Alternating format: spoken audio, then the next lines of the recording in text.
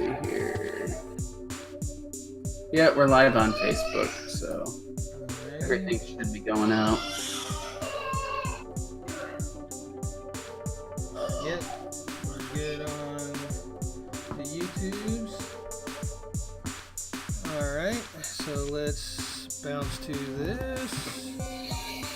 Check out the music. Let's make sure it switches over. Yeah, we're good. Alright. Greetings, citizens of the internet. I'm Static Buzz, and with me, as always, is Oz. How we doing over there, Oz? About as good as you. Quarantined. Yeah. Quarantined on lockdown. Yeah. So, yes, yeah, that's a lot of fun.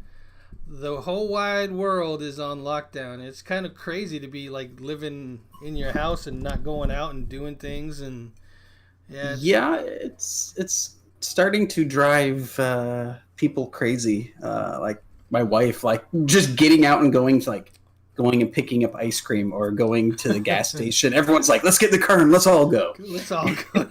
Yeah, because everyone wants to get out of the house, And it's like, like, I don't know. Like the only time we really go out now is to get supplies, and that's you got to get up super early in the morning for that now. Like, yeah, I don't know. I'm all supplied up right now, so I'm wondering, like, in a couple of weeks, what I'm gonna have to do to get supplied up. So, well, we could talk about that offline. But like for us, last time we did it, we had to get up at like 5:30 in the morning to do it. It sucked. And you had to wait in line, right? Yeah, we had to wait in line too. Yeah. Which store was this? This was the Walmart not far from me up on Watson. And they're not open 24? None of them are open 24 anymore. They've all went to this very small window because they have to restock, and they can't restock fast enough without people snatching it off the shelf. So they got to like kick everybody out, close down, restock, and then reopen. Gotcha. Because if you let them, they would just snatch everything up as soon as you put it on there. I mean, it was funny. I looked at pictures on base, at our local Air Force base. The commissary was cleared out. It was crazy. Even the commissary? Even the commissary, dude. Dang. The wing commander was out. That was helping them stock shelves. It was getting that bad at like F.E. Warren, So I was like, this is getting crazy. Like, they have said there's enough food in the system, okay? Like, people just need to relax and only go out for said supplies, not hoard said supplies. We're not doomsday prepping here, no. But what's strange is like all the restaurants, they're still open. I mean, you have to drive up and curbside, yeah. But if you were out of food, and in dire need of eating, and you had some money, you could go get food. You don't have to worry about the grocery stores because you could get food. But then that's them handling the food. I know. So, like we do it. Like, don't get me wrong, because like I'm still trying to support the local economy and stuff. Because they're shutting stuff down. All of them are going to skeleton crews. Yep. So it's like, okay, I still go out and do stuff, but I don't go out much. I really don't. But it's driving me nuts. Like I gotta get out of here. You gotta do something. Something, man. At least this is something, right? All right. Yeah. So let's tell the people what this is. This is the Gaming Watch Weekly Show number 28 for Sunday, March 22nd, 2020. We try to do this every Sunday. This is where we go over all the gaming news for the week to get you guys caught up. So going into the next week, you know what happened last week. So that's what this show is about. And we've got quite a bit of news stories in this one. And this first one, I'm going to kind of go point by point, and we can talk about it as we go. Sure. Which is the Xbox Series X versus the PlayStation specs. So I don't know if you saw it, but PlayStation, they did their online thing that they were going to do at GDC.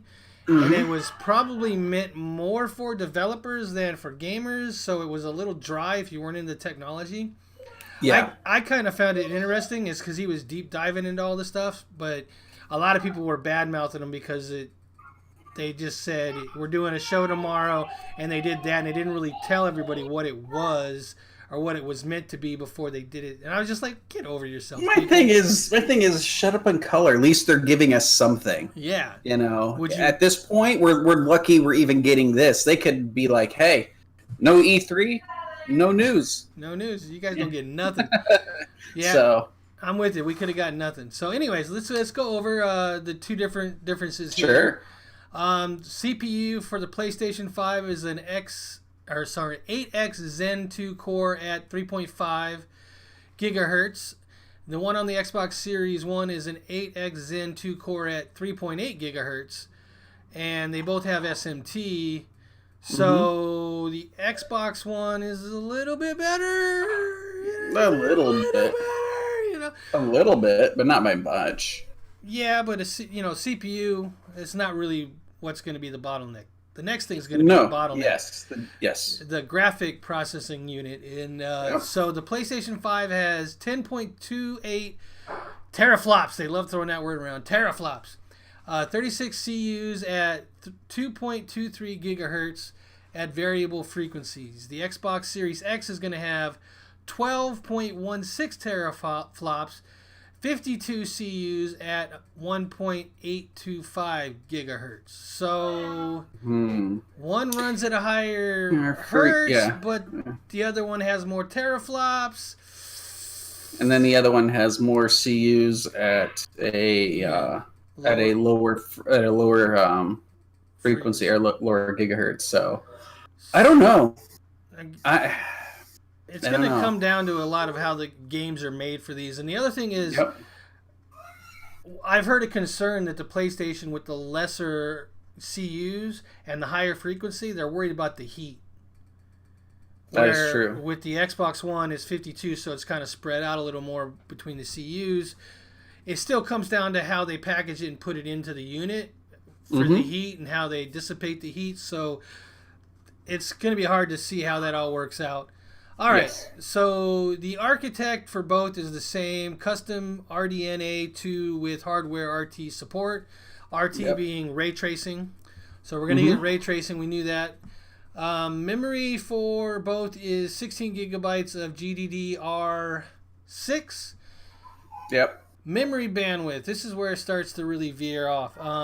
For the PlayStation 5, 448 gigabytes. For the Xbox Series 1, they have two listed here, 10 gigabytes at 560 gigabytes per second and 6 gigabytes at 336 gigabytes a second, and that's the bandwidth. So looking at that, it kind of looks like the memory bandwidth is better for PlayStation 5 than the Xbox, but no, wait, I'm sorry.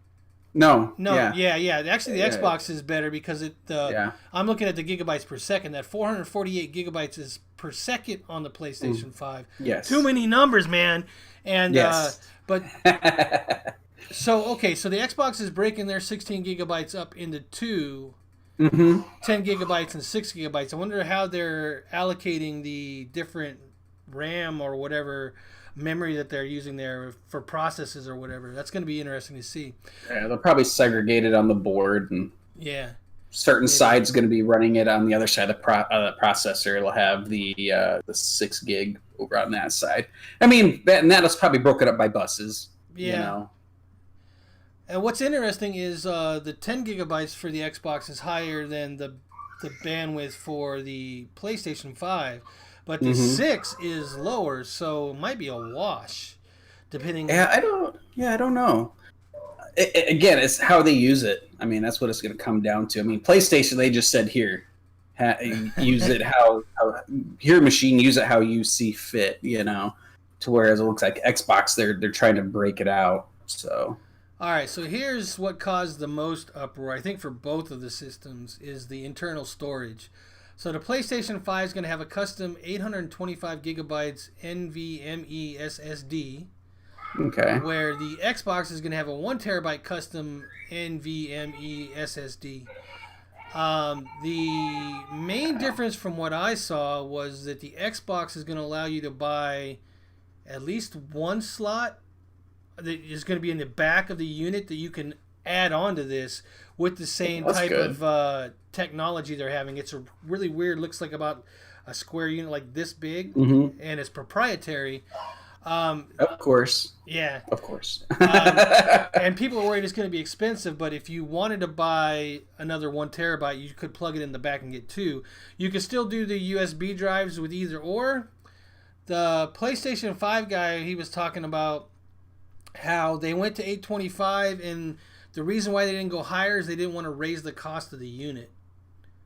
Makes sense. They have a price point they want to hit, and this was the best way to hit it. And unfortunately, it's the same way in the PC world. You have this performance benchmark you want to hit, and the easiest way to hit that benchmark is go, okay, we're giving you a smaller internal storage. Sorry, but you got everything else, so you just buy more storage. And it's like, okay. That's what we do. Unfortunately, that's just the way it is. I mean, memories are, the internal storage is always the first to get gutted, and that's fine. I'm cool with that. I mean, so far I like what the PlayStation 5 has to offer. It's not dissuading me to go to the X series yet. So, well, the thing that I'm not familiar with NVMe. Isn't that a new technology for SSDs? So that's that stick that on the new motherboards it goes in there, and it's quite fast. It's like in my work laptop. Like, I don't have. I know it's fast. But how long has it been out? For a little while. I mean, it's pretty market standard now.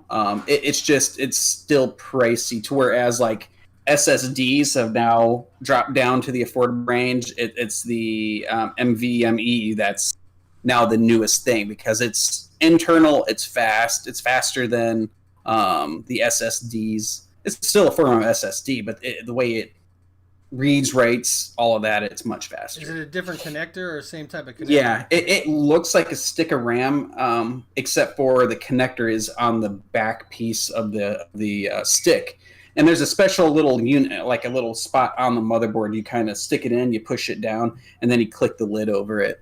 So. All right, I'd have to look at mine. I got a relatively newer PC. I'd say like a year old, so it might have one on there. It might have it. Like mine definitely doesn't. I bought it just before. I mean, they were talking about it, but my old system was like its last leg, so I had to upgrade it. Yeah. And I was like, damn, I missed out on the newest form of storage, but it is what it is. Yeah. The next one, I'll definitely have it. So. Well, I have an SSD. I know it's not an NVMe. It just, it's a standard. No. So. Yeah, well, the NVMe is definitely a different style of storage connector. So it's like I said, it looks like a stick. It does not look like. Yeah. I think I've seen one in person. Oh, yeah, man. Like I said, if I would have thought about it, I could have cracked my laptop. Crack it open, man. Crack it open. No, not now. I'm not going to do it. Not now. It's not that critical.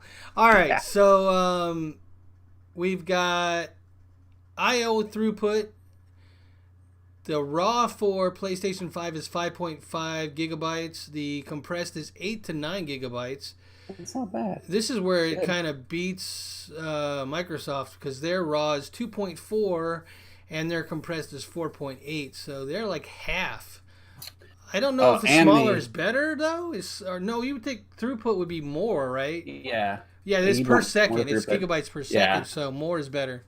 Well, the next one is what I think is going to be definitely the more superior part. The expandable storage where they because there's an extra it looks like they both have a NVMe. Well, I don't know. It just says card. So well, it's the same proprietary card. They showed it. Well, then again, it might not be, but it is another. It's the square thing I was talking about that goes in the back. That might not be the SSD that they have in there. So that is different. I don't know the speed on that. I was thinking that they were the same thing, but now that you mention it, they might be different. So the SSD that's inside is probably not that 1 terabyte expansion card, but that's supposed to be really fast. I don't know if it's as fast as NVMe, so I guess we'll have to wait and see till they come out and see what exactly they're all about. True that. They both have USB, HDD, hard drive support for external storage. They both have 4K UHD Blu-ray drives, which is awesome. Yep. HDMI both at 2.1. They both have the same specs there. 120 hertz, 8K, VRR support. What is VRR? That's not VR. It's something else. I don't know. I don't know. All right. And this is what's getting me is the backwards compatibility. So the PlayStation 5 is going to be PlayStation 4 backwards compatible, but according to the Xbox is like everything. Xbox 360, Xbox good, One. That's a good selling point, to be honest. Like, I was Xbox 360, and I have a whole slew of games for the 360. And then, I kind of jumped to PlayStation, and I could almost jump back just for that alone, because I have a bunch of games that it's like I can't play anymore. Yeah, I have. My 360 ringed, and it was done. So. Oh, jeez. Yeah. That's horrible. I might have an extra one if you want one. We'll see. I might have to get on that. I got a lot of games. I've been. There's a game. The backwards compatibility that was going on. Xbox ended it so they could start working on the next generation. They stopped with where they were at. One of the games that was on the list to get done that never got done for me was Sacred 2: Fallen Angel. I don't know if you've ever played that. It's like a Diablo type game. One of my favorite games, one of my kids' favorite games. We used to love playing that together. If we could get that on the new Xbox Series X, I would be very happy with that. And the last line is price, which neither one of us has announced. They're to be announced. So I think they're both holding out for the other one to announce it so that it can make sure that their price point is equal to or less than theirs. I think it's a waiting game, but I'm not sure. Yeah, at this point, they're gonna be comparable, plus or minus a few bucks here and there. Yeah. So that's what it's going to come down to is don't worry, they're going to be comparable. They're comparable in specs. It just comes down to how you want to play. Are you more of a PlayStation person or Xbox person? I can float between either one because I'm a PC guy.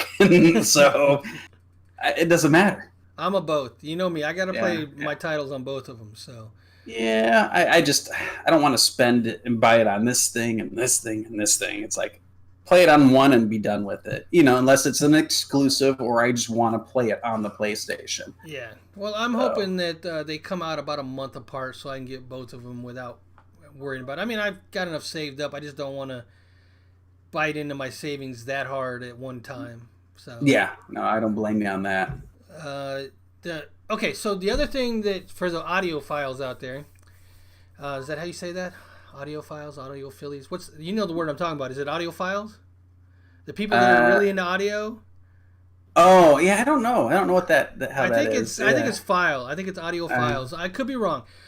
For you guys that are really into audio, the PlayStation said that they're doing a proprietary audio system so that they can really pinpoint where the sounds are coming from, and they started talking about like all these tests that they were doing for different types of hearing and how it works for everybody. And there's going to be all these settings where you, in the tests that you could do to get the perfect setup for yours.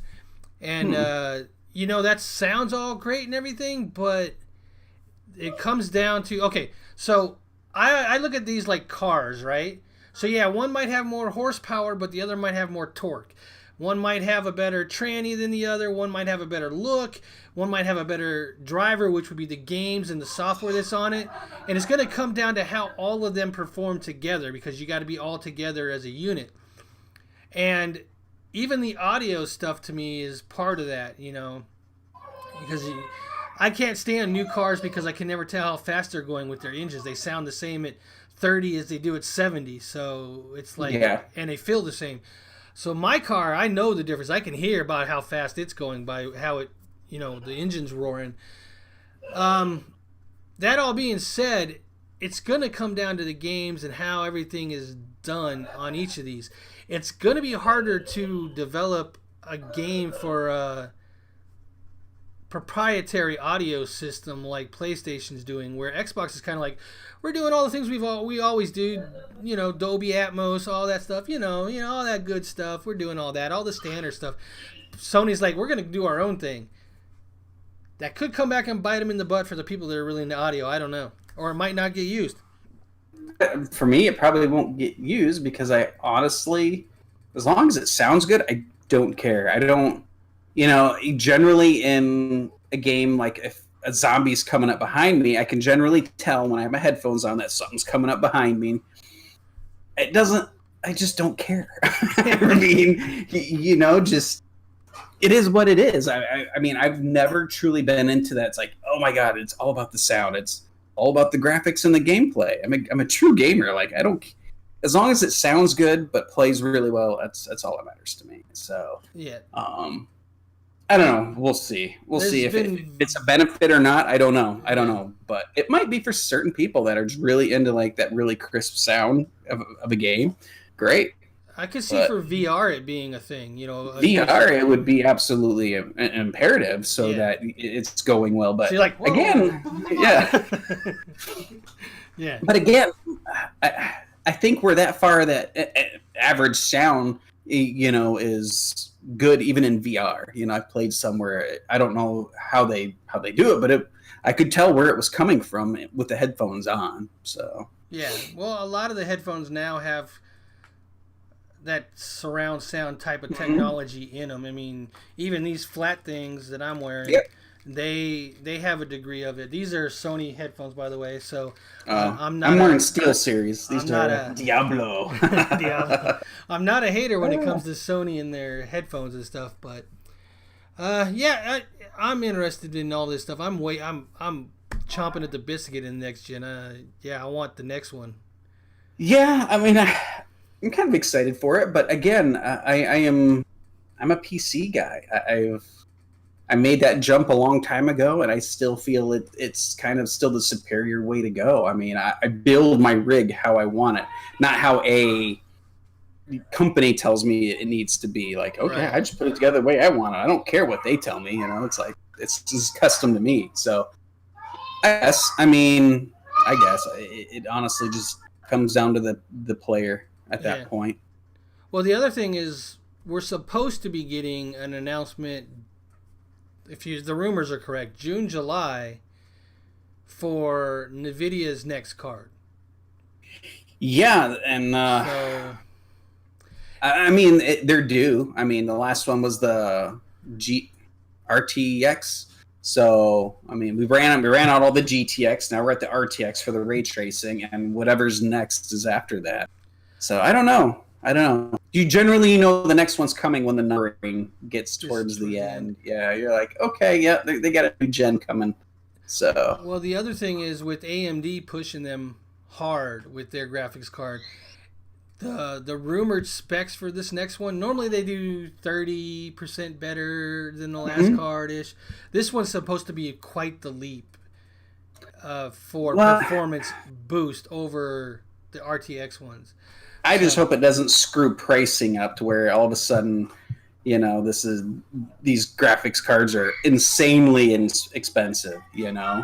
Generally I buy one version older, or so when the 1080 was out, I did the 1070 Ti. I don't always get the newest one only because pricing is absolutely absurd, and since they started doing the Bitcoin mining, they're even more absurdly priced. Yeah. I got my 1080 GTX. It was a founder edition. I didn't know the Bitcoin stuff wasn't a thing at the time. I just was like, I haven't had a new video card in forever. I want the new one because I deserve it. And so I went ahead and pre-ordered the founder. I think that's the only way you're going to be able to know you're going to get one of these cards is if you get the founders, but then you don't get to look at. Then you don't get the ones from the companies that are making it and specifying it for their needs and beefing up the specs and everything of it. So yeah. All right. So enough about next gen. Let's talk about what's going on now. Go ahead with the next one. All right. So World of Warcraft is handing out a 100% bonus XP for the next month. So basically, it's quarantine yourself and fight the old gods. With everything that's going on, basically they're enticing people to stay home and game, which I find funny. Gamers have been quarantining themselves since before it was cool. We've been staying in and doing this, and then all of a sudden it's like, oh, now we're just getting the bonus. So if you're into WoW, now's the time to level up a new character because it's all 100% the whole month. So get out into Azeroth and level up them monks and rogues, which take forever to level up anyways. So doesn't help us. No. What do you mean it takes forever to level? Do you not know how to level up? I know how to level up. You get okay, for those people who don't know, you get the heirloom stuff. Oh yeah, all right. You get the heirloom stuff, whatever class you want, and you get to that level where it says you can start looking for groups in dungeons, and you just start running dungeons. And while you're waiting for the dungeon to pop, you start doing quests. You'll be max level in no time. Well, you'll be in the new area in no time. That once you hit that, then it slows down. See, I don't always do that. I actually like the storyline, so I like the questing better. So heirloom gear on top of that 100%, you're just gonna. Well, yeah, but if you're talking about the fastest way, believe me. Well, fastest way, but we got plenty of time now. We're not looking at just a week of a 100% XP. We're looking at we ain't got plenty of time. We got plenty of games we're playing right now. Yeah, so, that is true. This doesn't help us. Me and you, it doesn't help. But I can see there's a lot of people out there that it would help if they. Yeah, like I said, I haven't been in WoW since the last time I put out a video of me doing dailies. I haven't touched it since then. So you and me both. And to be honest with you, I canceled my subscription until I start playing again. Oh, I don't know if I canceled mine. I still like to get in every now and again and run ICC to try to get Arthas's mount to drop invincible. So still going for that thing, huh? Yeah, invincible. Yeah. I'm not really into the cosmetic stuff. You know this. You are definitely. I like mounts, and I like cosmetics in any game. Like the Division. Like I look like a hunter, like the hunters in the game. I have the hunter costume. I don't have the custom hunter mask. I have just the black one. But yeah, I like cosmetics. I don't know why. Well, I say that, but at the same time, if somebody says, "Hey, we're running this. We're trying to get the mount. You want to come with me?" I'll be like, "Okay." So I have tons of mounts, but that's not because I go looking for it. It's because the people that I would group with, they go looking for it, and I just tag along. Yeah. Oh. No, I do a lot of the mount hunting myself now. All right, so we're going to get back into a little bit of this COVID-19 news. Kind of. This is kind of because of the COVID-19. Mm-hmm. GDC organizers plan new 3-day GDC summer event for August. Informatech organizers of the Game Developers Conference has announced GDC Summer, a 3-day celebration of the art, crafts, and business of game development, to be held from August 4th to the 6th at the MOSCON Center in San Francisco. I hope I said that right. GDC Summer will be a unique game developers conference experience, but will retain the same high level of expert-led talks as the traditional GDC, along with a freestyle 2-day expo show floor August 6th and 5th. GDC Summer's conference program will consist of high-quality technical content mixed with valuable roundtable discussions to foster conversation and connections. The event will host a new series of micro talks and fireside chats, as well as a dedicated space for comprehensive career development. So there's more, but you kind of get the idea. They're looking at August. They're hoping that all the COVID stuff is done by then. Because for those that it won't be, it's going to be ever in the ecosystem like we were talking about earlier. But we should have immunity to it by then. If it doesn't mutate into something else, which it has been doing. Yeah. That's another discussion. But yeah, so GDC for a lot of people is what they're talking about, the roundtables, networking with other developers and publishers and that kind of stuff. So they really don't want to stop that for people because it would probably severely hurt the gaming industry in a sense. I should say severely, but it would hurt the gaming industry to not have that networking going on and people talking and getting their game out there to publishers and doing those type of things that they do at GDC. Mm-hmm. So I'm glad that they're rescheduling it. I hope that they can make it happen. We'll have to wait and see. So, yeah, that's less of a video game type of thing. That's more of the developer side of for conferences. Just so people know that it's not like E3, BlizzCon, Gamescom, PAX. This is more of like devs talking to devs. Yeah.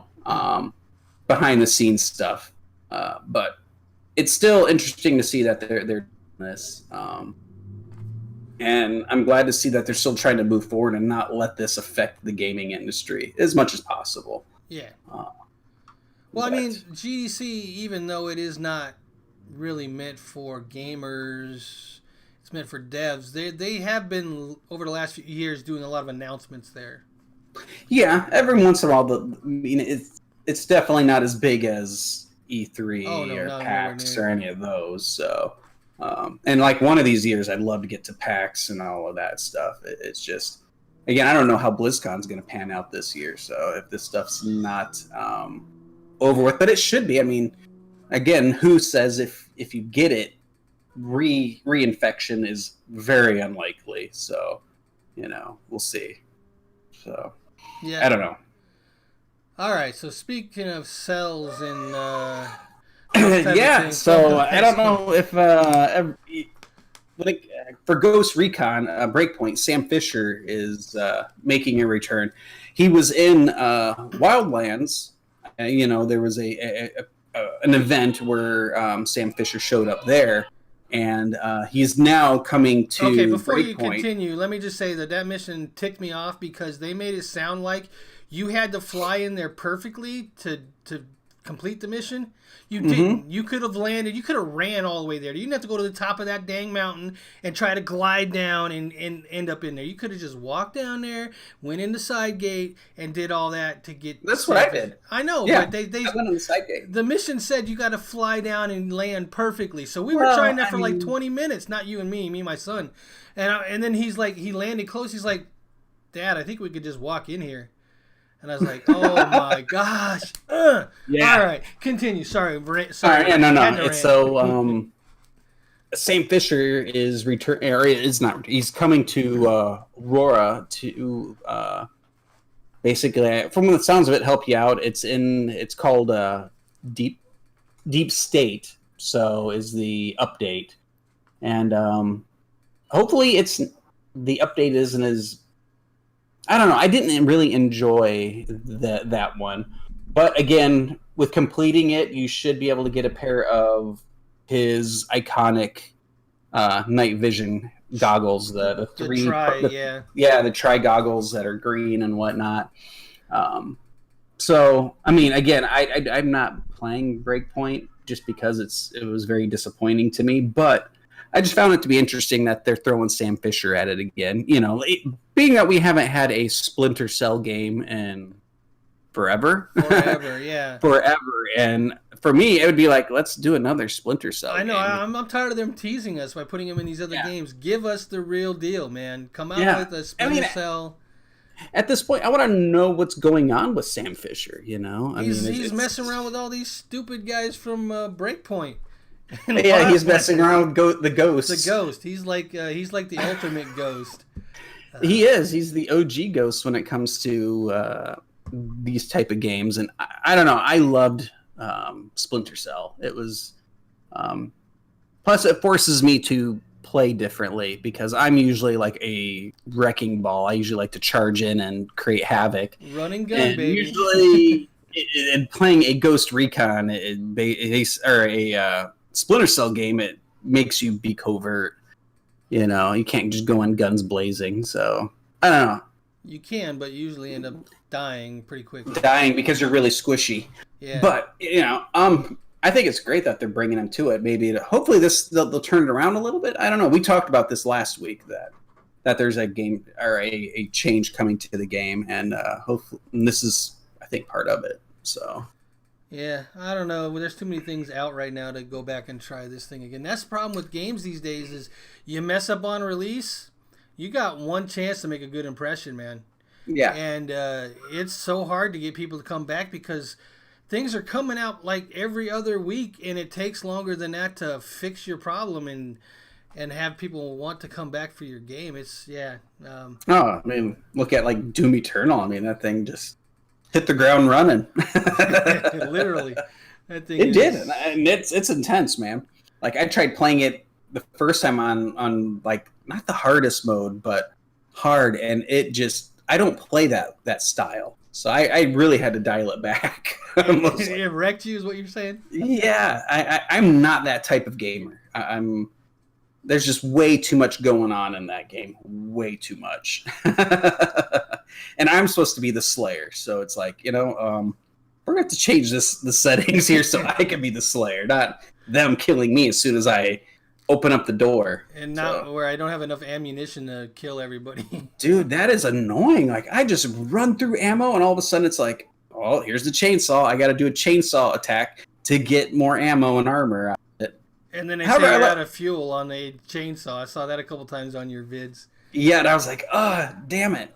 Yeah, and then you just got to run around looking for ammo. You're just like, I'm hauling, you got the you got the little grenade launcher thingy, which doesn't throw the grenade very far, and then you got that flame belching thing that comes up and lights them on fire and puts out a bunch of armor, so you can grab that. But then again, I don't think about those when I'm like in an oh shit moment. I'm like, I need my shotgun because I got the big eyeball guy, and if you use the sticky grenade, he swallows it and then starts blinking, and you can do that move where you rip his eyeball and stuff. I like those moves, but yeah, I don't know. Yeah, that was a good game, though. They did a good launch. They did a good launch on that one. Believe me, I know about difficult games. I'm in the middle of Neo 2 right now, and I recorded my third Let's Play yesterday, and I'm going to work on getting it up tomorrow. But at the end of it, I was getting frustrated because, like, the guy would come at me with this, you know what an Adachi is? It's like that huge sword, and he's like going like this, and he's like here, and I'm dodging this way, and he's already halfway through his swing, and he turns around and hits me with it and kills me. And I'm like, what? No way! So then I come back around, and they have these like yokai moves where they do this pulse, this red thing, and he come at me, and it's kind of the same thing. He was coming at me, and I dodged this way, and you can see he's clearly behind me. Next thing I know, the animation starts, and he's on top of me, killing me, and I'm like, oh my gosh! So yeah, it's like I totally feel you. I totally feel you. I wish there was an easy mode on that sometimes, but at the same time, it on those games, it kind of takes away from the reward of beating an area. So. Yeah, I mean, for games like that, I can understand it. I mean, however, like with what's that one with the tank baby on it? They were supposed to put in a very cinematic type play where it's easier for someone like you who wants to record and do stuff, that it kind of makes it a lot easier. I don't know. The tank baby, the one with he's got that tank and the kid in it. I can't remember what's that game. Death Stranding. They had Death Stranding. They had like a movie cinematic setting so that it made it really easy. Yeah, they had that, and then they had like normal and difficult. So like that. But yeah, I played normal. I don't think I'd want to play that difficult. It was hard enough to not fall on my face every time I'm jumping over a thing. Yeah. Yeah. So speaking of shooters. Call of Duty Warzone reaches an amazing number of players since it released. Tweet from the @Call of Duty Twitter account. Over 30 million of you have dropped in to play Warzone. Thank you to this amazing community. Jump in and play for free now. #free Call of Duty. 30 million people, and it's been out like a week and a half. A week. Yeah, I think it's a week, maybe a week and a half. It's that's pretty good. That's a good number. But it is Call of Duty. It is free. It is Battle Royale. So I see it. I'm just not a Battle Royale type of guy. So I never really got into PUBG and all that stuff. Though, I mean, I do like watching other people play it. I'm just not that good at it. So I don't have that mentality. I just don't. Yeah, I don't have the mentality to jump into a match that has 150 people, I think, in this one, and then you could play for 1 minute or you could play for 30 minutes. And you have no way of telling, and you can't get, when I play shooters, it's one of those things where I got to get into a groove. You know what I mean? And especially multiplayer, I got to get into a groove, and it takes me a minute or two and a couple matches sometimes. But once I'm into that groove, I can do okay. I never seem to get into a groove with these. It's like I never get there. Nope. So that's why people who watch us never see you or I play those type of games. Like, I can get into like the Division and play with other players, but it's not battle royale. You know, it's basically just tactics, and that I like. But when it comes to basically battle royales and stuff like that, it's like, no, you lost me at that. But that seems to be the thing now, is everything's battle royale style, and I'm like, I wish you guys wouldn't do that, because that just doesn't do anything for me.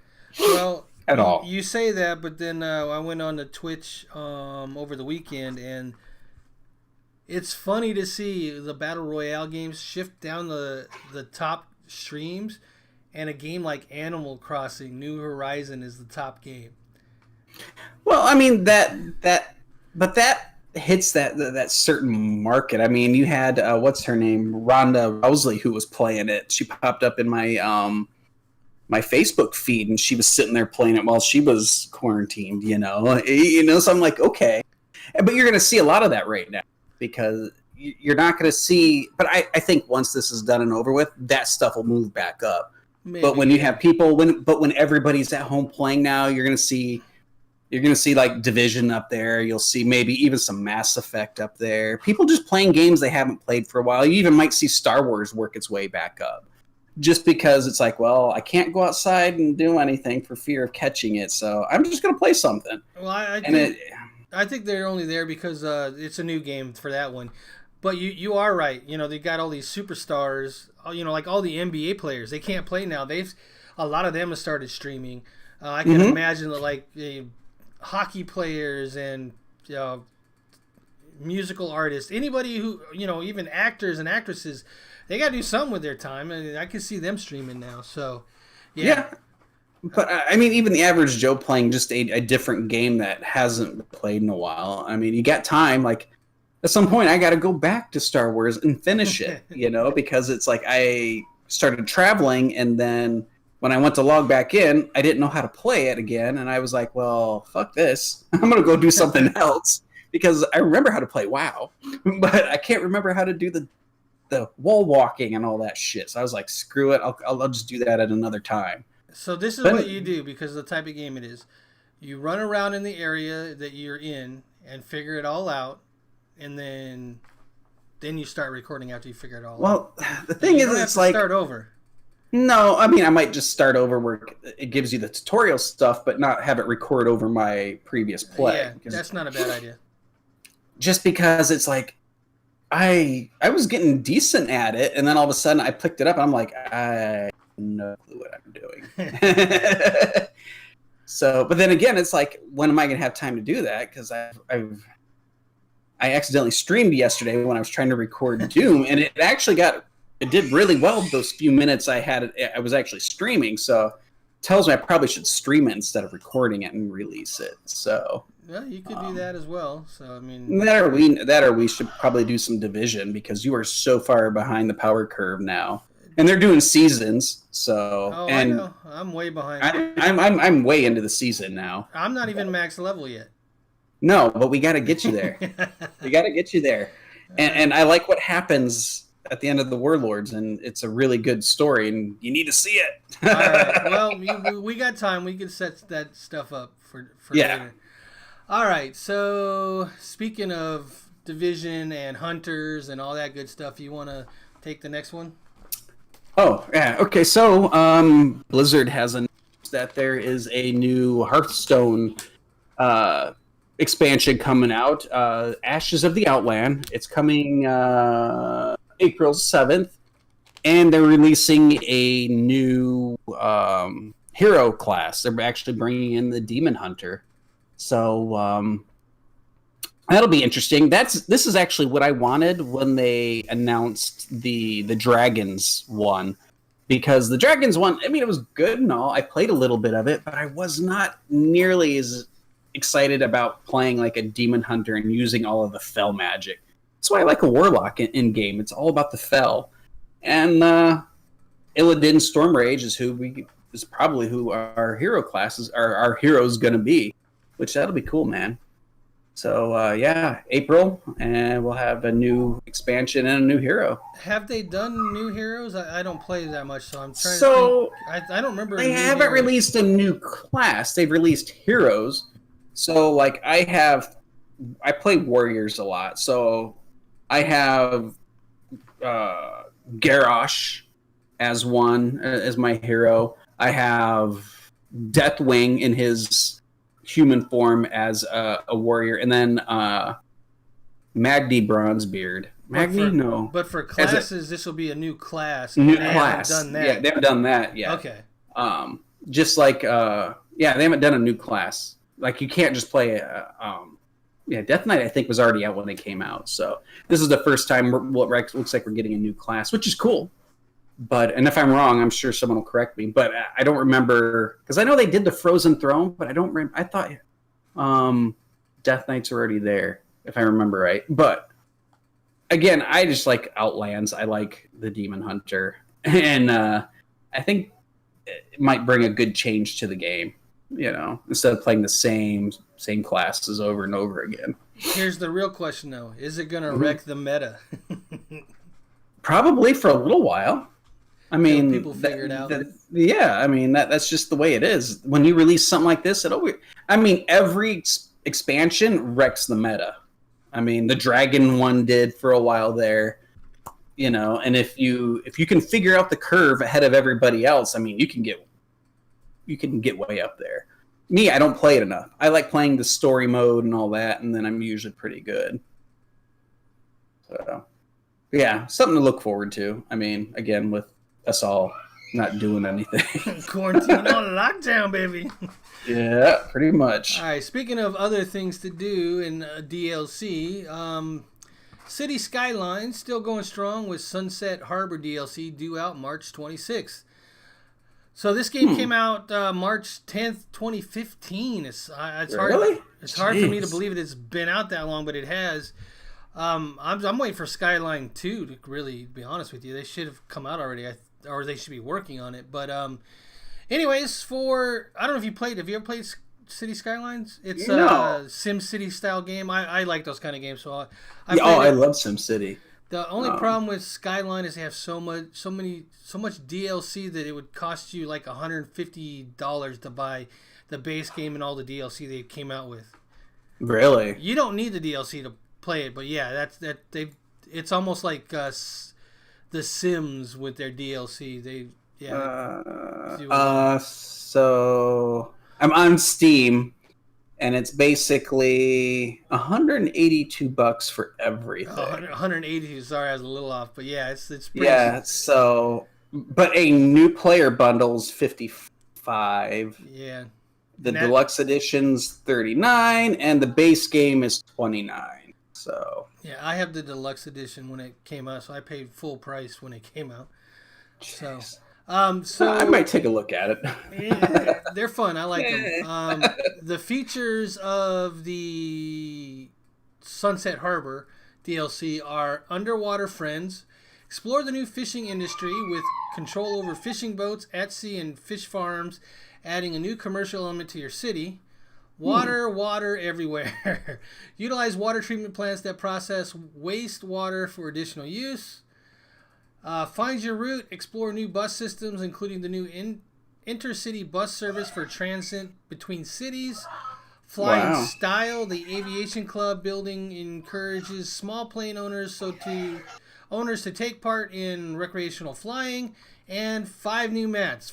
Find a spot for the perfect city to build. Sunset Harbor includes a variety of different maps featuring boreal, tropical, and temperate locales.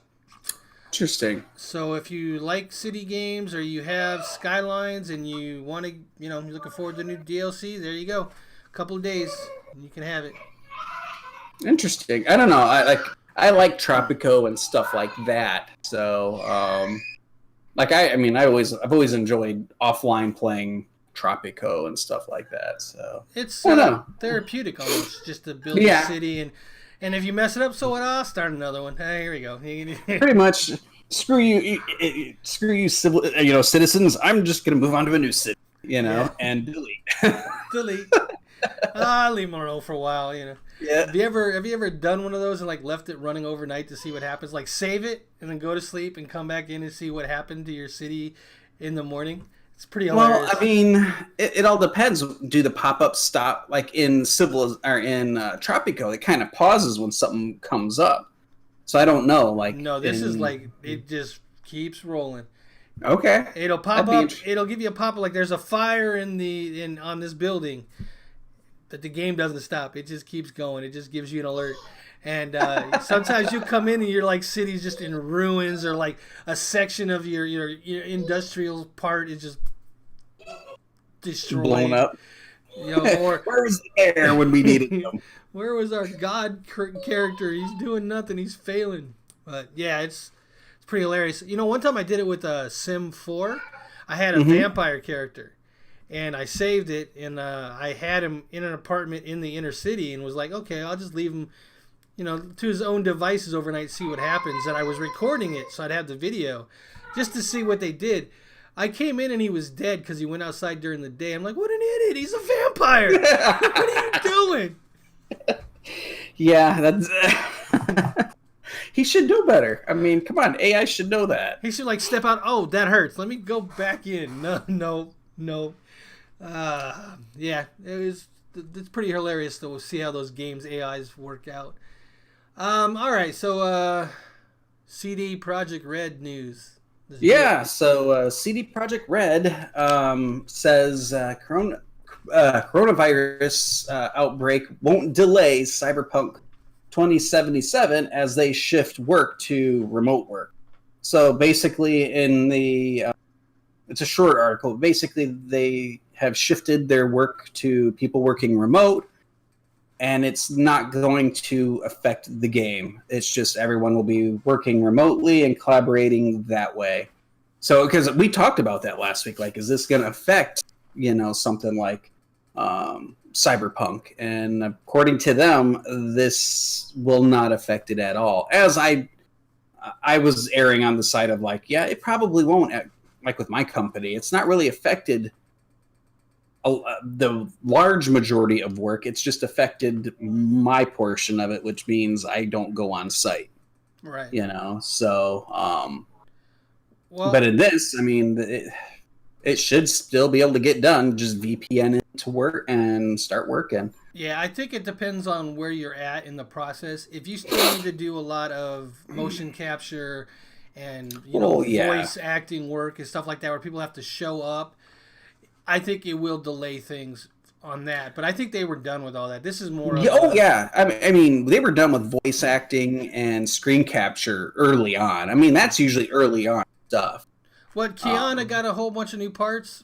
Well, yeah, but that's because everyone got all excited about it. I mean, more Keanu Reeves. I mean, right. Who doesn't want to see John Wick, But I'm sure he got all that stuff done in a weekend or a week or something. Oh, yeah. It was done a while ago. Yeah. So this is just basically, I mean, this is positive, I think, with everything that's going on. We need our we still have this to look forward to, and right now they're saying it's not delayed. So what's the release date for it again? They really haven't said, but summertime, is what I thought. We can go back and look, but I thought there was an actual. I did, because I don't think on the site does it say. I think when they pushed it back, I think they gave a date, September 17th. Okay, so it's actually not. It's delayed until September, so not summertime. It's delayed until the fall. So I was wrong on that. We still have a ways to wait, but at least it won't get pushed back any further. Oh no, summertime was its release. It was fall. That makes sense. Fall was its pushback, but we still have that to look forward to. So, and we are. Yes, very much so. That is one I have still quite excited to see news on. So, yeah, definitely gonna play the heck out of that one. All right, Rocket League Season 14 and Rocket Pass 6 to start soon. Rocket League has gone cybernetic. Speaking of cyberpunk, right? In Rocket Pass 6. The newest car, the Ronin, is on the run in the dark streets of Neo Tokyo. Upgrade to the Rocket Pass Premium and immediately catch this futuristic supercar. Splice through Tier 70 to unlock the fully equipped Ronin GTX. Rocket Pass 6 features 70 tiers of new items inspired by science fiction like Holo Data Boost, UFO engine audio, and the Rad Rock Goal Explosion. Rocket Pass 6 is set to engage on March 25th, which is when the new season starts as well. How far will you go? Also, if you're looking to unlock those last few tiers for Rocket Pass 5, there is a 2x XP weekend going on right now until tomorrow, so you can bust them out.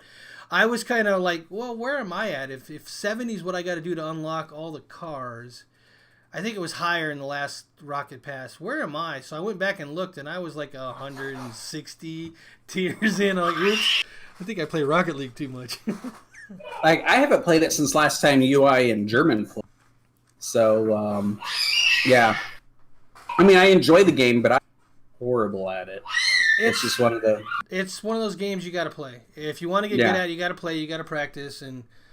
I don't practice so much anymore. I play a lot, and it's really hard to see if you're getting better other than some of those wow moments, like, oh man, I can't believe I just pulled that off type of deal, because it moves up the competition as you play. Even in the casual, you have an MMR in casual, and it builds every time you go into a match. It looks for people around your MMR. So as you improve, your competition improves. So you never really feel like you're getting better. Yeah. Until you play with somebody that you haven't played with in a while, and you're just totally dominating them. You're like, oh, okay. Yeah. Every once in a while, I'll jump on my PlayStation account and play there, and be like, okay, yeah, because my MMR there is really low because I haven't played that much. Okay. And it's like, okay, I'm dominating these guys. Yeah, these guys are not any good. So, but all right. So, for helping us with our quarantine, this next article is kind of cool. Yes. So, Tomb Raider is free on Steam, and you get to keep it. So, basically, in response to the coronavirus quarantining thing, Square Enix has said we're giving you Tomb Raider for a limited time. I went in today and grabbed it, but log into Steam, grab the game, and you get to keep it. So this is just their way of keeping people inside and not out spreading the virus. Yeah. Instead, you get to play as Lara Croft and the actual good Tomb Raider, not the one where she's got the triangle boobs. The reboot.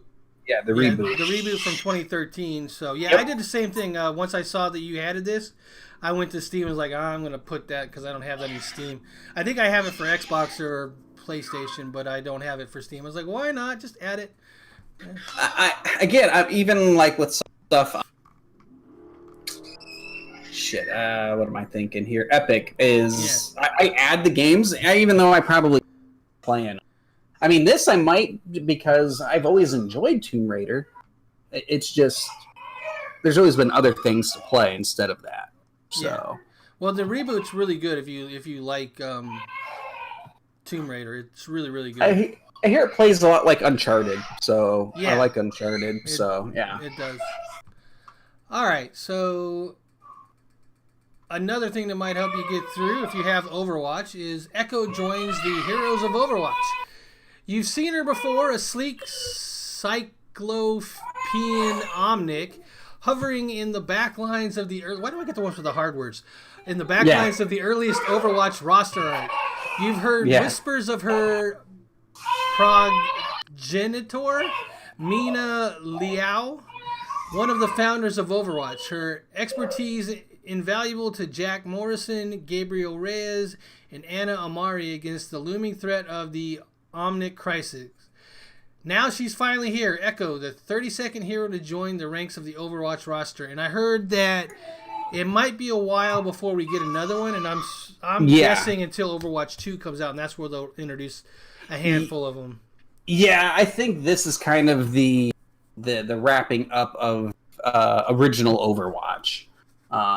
but that was always a rumor, is Echo was going to be the last one, and that's fine. There are so many characters out there that it's going to be crazy to see how many we end up with Overwatch 2, because all of the ones in Overwatch 2 plus everybody else that they bring in it. It's just going to keep growing. But the thing is, it's funny. Competitive play will probably still stay a core of, you're not going to see Torbjorn running around in competitive play or any of that stuff. And I only say that because I like Torbjorn. In non-competitive play, because that's all I play, is I like setting him up, and having the turret there and throwing out. I think the only way that he'd become a competitive player is if they added somebody to the mix that did something to enhance his turret. Yep. Somehow, or protect it, put a bubble over it or something. Which you kind of have that when you have the shield, forget his name, the shield guy or the Winston. Winston has the bubble, but then you have the warrior looking dude with that big. Oh, Reinhardt. Reinhardt, yeah. And then there was the other one, the robot with the 4 legs has a shield, right? Yes, she does as well. So there are some, and then Reinhardt's cousin or nephew or something. Oh yeah, she's got a mini shield. Yeah, she's got the mini shield, but that's just a personal shield. Yeah, but she doesn't sit in front of it. Yeah, so you need something to be like target it, pop a bubble on it to help protect it for say 1,000 damage or something, and then maybe it would become. Well, I remember when it first announced and we were at BlizzCon, they were talking about the Killdozer, where basically you get Torbjorn on the movable target, when you're moving the payload, and like you get Torbjorn up there, and the robot that turns into the turret, and one's facing one way and one's facing the other, and then you get the bubble on top of it. They call it the Killdozer because it just shredded. At the time, it shredded, and they you can move the payload that way. They nerfed the hell out of it way back then, but They had to because that was basically the goal was someone do this, get Winston, pop the bubble, and then just move the payload. Yeah. Yeah, Winston's bubble was never the same. Yeah, it was never the same after that. But it was fun to do that at BlizzCon, get the Killdozer going and watch it move. But yeah, it's never been as successful as it was at BlizzCon. So, indeed, it never was. Yeah. So, speaking of more free games for helping us get through this quarantine. Yeah. So looks like what is it? The one right now is. I don't know how you say the first. For the Epic Games. Yeah, for Epic Games is Stanley Parable, I guess. Parable. And then Watch Dogs is free until the 26th. And then Fragment and Torment X Punisher those come out the 26th through April 2nd. Yeah. And I don't know what those were. They look kind of like, at least Torment X Punisher looked like a pixel game. I didn't really look at Figment. But for the Stanley Parable and Watch Dogs, go get them. Add them to your collection. I mean, there's no reason not to. It's free. And I like the first Watch Dog a lot more than I like the second one. So I could see you liking Aiden with his dark persona. Yeah, that kind of fits you. I like the dark brooding personas. Again, not to kick Watch Dogs 2, but it felt like too young. They were just like kid hackers, and all of a sudden they're 3D printing guns and assault rifles and tasers, and I'm like, yeah, okay, that's not how I saw this going. I saw this being more dark, and I'm glad they're returning to the dark side of it with the upcoming one. So Legion, yeah. Yep. I really liked a lot of the things in Watch Dogs 2. I mean, like, did you do the Zodiac Killer and all that stuff? There was a lot of good things in there. Yeah, I enjoyed doing Zodiac, going to Alcatraz Island, all of that stuff. That stuff was fun, but the story didn't feel dark enough. It felt just like a bunch of kids that were just taking it to the man. Yeah, and it's like, okay, that's not what DedSec was supposed to be. So at least in my mind. My whole thing was the fan system they had. Followers, whatever they were called. I think they were called fans, right? And you would followers, do things, I think, yeah. And you would get more fans or followers, and then that would it just was seemed kind of convoluted. Like, who cares? We're trying then to. Then he had to take pictures with the camera, post it to your Twitter feed and shit. And it's like, I'm like, oh my god, this is stupid. I mean, I liked it in the first one where if you did more renegade type stuff, not to use a Mass Effect thing, like you would be running around, all of a sudden the news would up, and it would all of a sudden people would see you and they'd start dialing. Then you'd have to run up, grab their phone, and smash it before they called the cops on you. Or hit something on your phone to hack everybody's phone and kill their communication or something. If you'd unlocked it. Yeah, you'd have to unlock it. Otherwise, you're grabbing phones, smashing them. Yeah, you're grabbing phones and smashing them. Or just running people. like heck, man. Just getting out of there. And see, I didn't realize that early on. I was like, well, Theft Auto-ish when I first played the game. So I was kind of like doing the Grand Theft Auto thing, causing mayhem. And all of a sudden, I'm like, why can I not get anything done? Every time I turn around, and then it was like, oh, there's a system in this. So I had to like change it and do more good than bad. And then people stopped calling the cops on me all the time. But that was a pain in the ass, man. I'm not going to lie. It took me a little while to fix that. The only thing I would do is I'd go around and I would hack people's phones and steal their money. Yeah, but that was fun, and they never caught you with that because they could see you. Yeah, that was fun. You'd be going down the street, driving, and be like, let me see how much money. Oh, $250. Nice, yeah. Yeah, I really enjoyed that aspect of it. And the more we talk about it, the more I actually want to. I never finished it. So I wouldn't mind going in and finishing the whole story. I got to about the festival, if you know that part. Yeah. Maybe a little past that. I'm trying to think of the order of things, but however, I did have to turn off other people invading my game. Hated that. Oh, I turned that off from the get-go. Before I even started, that was the first thing I did. I did. So one time I was kind of like sneaking around. All of a sudden I hear this car, it's like, and I hear it crash, and all of a sudden I see this guy running around looking for me, and I'm like, oh, hell no, man. So I'm up. I have high ground, so I did kill him. But I'm like, oh, this is such bullshit. So, I pause it and turn it off. And I'm like, I didn't like that at all. No, it's not a good feeling. I'm with you there. I didn't like it either. And I didn't like it in the second one either. And that one was more cooperative, But I still didn't enjoy that one. You could get invaded, though. You could get invaded. You could. But I turned it off almost first in the second one. I was like, screw this shit. I'm done. I hate when they're just like, oh, let someone come in and wreck my game. I'm like, fuck that, man. I went into settings. I looked at all the graphical settings, made changes there, changed the sound settings, and then I went into network setting before I even hit new game on the second one, and I was like, off, not happening. Boom, let's go. And that makes sense. I mean, I could see how that certain people would enjoy that, but that is one I did not enjoy that at all. Having someone come in and wreck my game or kill me, and then I got to restart the effing mission. Yeah, it's like no. I think my problem with that game was I tried to do every little side mission. Well, I mean, so that's kind of like me and The Witcher. Like, I don't know if you've seen some of the memes. They're like, well, season 2 of The Witcher has been postponed because whoever's playing Geralt, he's like, he keeps getting caught on side quests, and that's me. I get caught on side quests all the time. Well, I've learned that from video game. Like, if you played other video games, it's like, if you want to get the full story, like in Mass Effect, you got to do all of the available side quests first and then progress the main line. Otherwise, you can't go back and do them. Well, that, or you miss a bit of the story, or you miss unlocking one of the characters' bonuses or something like that, and you're like, well, like the first time in Mass Effect 2, I didn't do all of the side bonuses. I just went through the dead relay, and then half my crew died immediately going through the relay because I didn't do all of their full story arcs.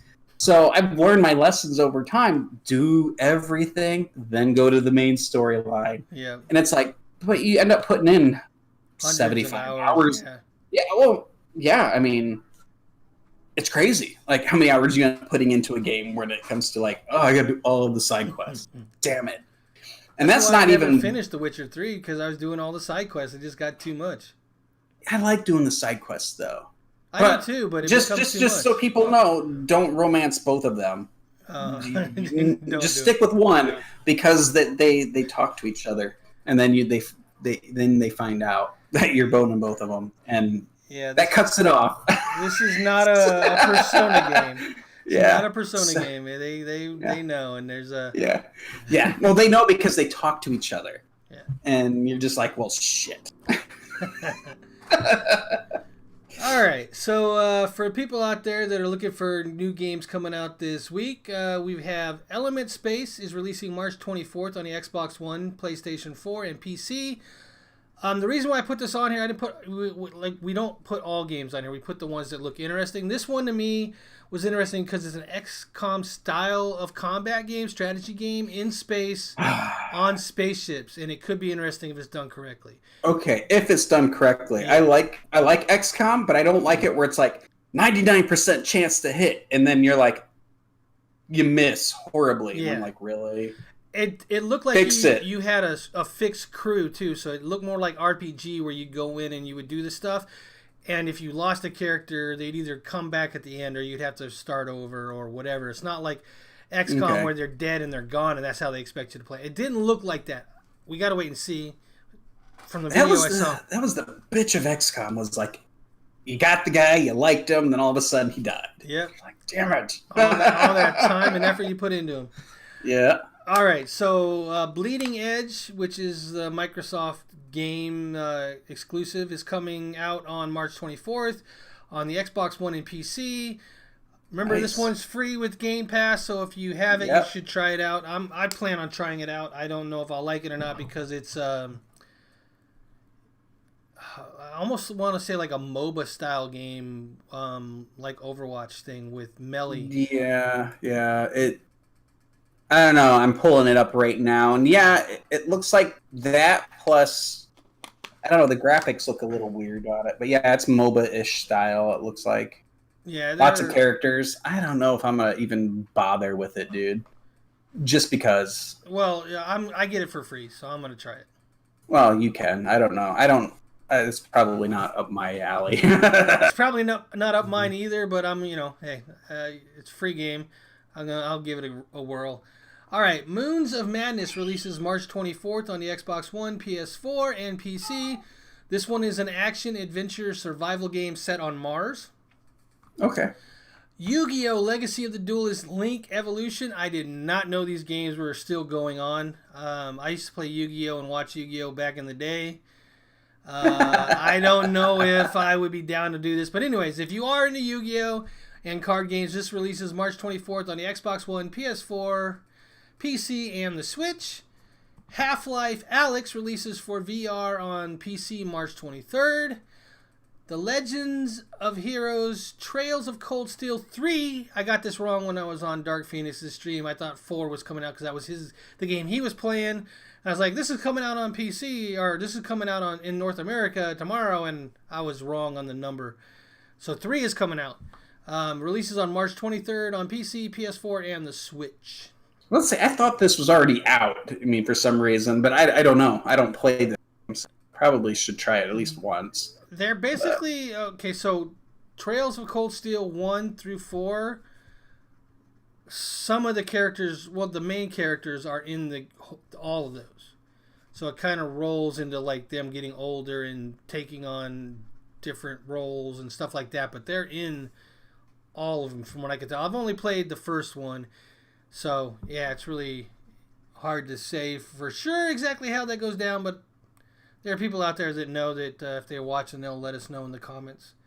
Yeah. And that is what we have for the week. Another couple weeks of being quarantined. I'm working on content for Neo 2, Disgaea 5 Let's Guides. I am not done with those. And I'm not done playing Nier either. I'm going to continue on that. That game looks good. I will say, because I was watching another YouTube play it. And Nier Automata? The one with the girl? No, shit. Maybe I'm off. I can't remember. I think you had released a video on it. Whatever. Whatever. It's the Japanese style one that I can't remember. All of the titles tend to sound the same to me. Unfortunately, I don't know them well. It's not my thing. But the one I was watching him play and you play, they look really similar. So there was basically the magic, archery, sword, and whatnot, and it was a kind of free roamish. But yeah, those games kind of look interesting. But again, it's like I don't know. I'm still mostly a AAA type of gamer. Like I stick to a lot of that. That's my comfort zone. I play too many games. That's probably one of my I think that's kind and strengths. Yeah. The same. Yeah. I think that pulls us in too many directions sometimes. I wouldn't argue with you, but it's what I do. I mean, it's like I got to be me. Yeah. So. Yeah. You're still going to be doing Doom Eternal content, right? Yeah. I like I said, there is a little bit of a gap because I ended up streaming part of it instead of recording it. So I don't know. I'm not going to go back right now and do that. It's still on the channel. They can watch it. It's still out there. But yeah, and I'm thinking I might just switch to streaming that just because that seems to do better. I don't know. I mean, again, I'm not the most talkative person unless I have someone on the other side of the camera talk to. But it's a fun game, I will definitely say. There's a lot of like me getting confused on where to go because the map, unless you unlock the map, you just gotta figure out where to go. Yeah, I was watching somebody play, and obviously somebody in their chat had played it, at least that area, and he was like, I don't know where to go. And they're like, you need to jump to that grab ledge or whatever, and he's like, which one? And they like, over to the left. He's looking around and he goes, oh, okay, I see it. And then he boom. So I mean, it just looked like there's too many jump puzzles. Yeah. Oh yeah. So it like I unlock the dash. So you do the double jump and then the double dash, and then it's like, oh my god. Yeah, it's crazy. And I'm sure that unlocks areas that you couldn't get to previously and stuff like that. Oh yeah. And then like the Slayer keys, which I had never seen before, and you go to this area and you got to kill like 666 monsters. I'm like, oh, that's great. So you're there forever, So. Is that like a horde mode or what? It's just so you get a key for the specific style door, and you unlock it, and there you shatter something, and then it pulls you into an area. And it's just all about slaying a certain amount. And like the first one, I think 666, the 666. So I was like, oh my god. And they just keep coming and they keep coming. And there's a part, you'll see it, I recorded it. I'm scrambling to find ammo because I'm like, I just run out, and I'm like, I need a bigger armor or ammo capacity, It is crazy, like in the Division, I'm used to having so much ammo. And I this in Doom, it's like very finite amount, so you need to hit your target. Sounds like the kind of game that I would actually run a mod for and just have unlimited ammo. If they even do that anymore, I don't know. Oh, they do. You just gotta. That'd be nice. Yeah, that'd be nice. But that generally breaks the game somehow. Like breaks on achievements or something like that. And right now, it's like, let's get the achievements because I'm unlocking the skins and whatnot. So, like, there's one the first time, like, he's all on fire constantly. That looks great. But when I did it the first time, I was like, it doesn't feel like it's supposed to. So I went back and changed it to where he's not on fire. He's just in the original armor. So the Doom guy armor. Yeah, Doom guy armor. Well, they keep calling him the Slayer now. He's not as much the Doom Slayer. So it's pretty unique. I don't know the full story because I missed the last one, but I jumped in on this one. He'll always be Doom guy right here. Oh yeah, he's always Doom guy because he has no name. Nope. So there was rumors they were going to add him to Ultimate Smash Bros. That would be interesting. Does he fall under their purview of IPs they can use? They'd have to get permission and all that stuff. Yeah, from ID Soft, I think. id Soft. Did they ever do that? Was it a rumor? Or did it get done? Let me see. I don't know. That's interesting. Guy comes to Smash Bros. I don't think that ever got done. I know that have bantered about bringing. How likely is Doom Guy to make appearance? And so yeah, they're still talking about it. Ruled out by Looks like so far it hasn't happened, and it's probably not going to happen at this point. But who knows? Why Doom Guy is not in Smash? There's videos everywhere. If Doom Guy was in Smash Ultimate? He's not there. I don't know if he would fit in that universe, though. I mean, I don't know. Well, I mean, they put Joker from Persona in it. They have other characters from other. I think they have Icarus from what was that game from like way back? They have so many characters that it's ridiculous. They have Kirby, for crying out loud.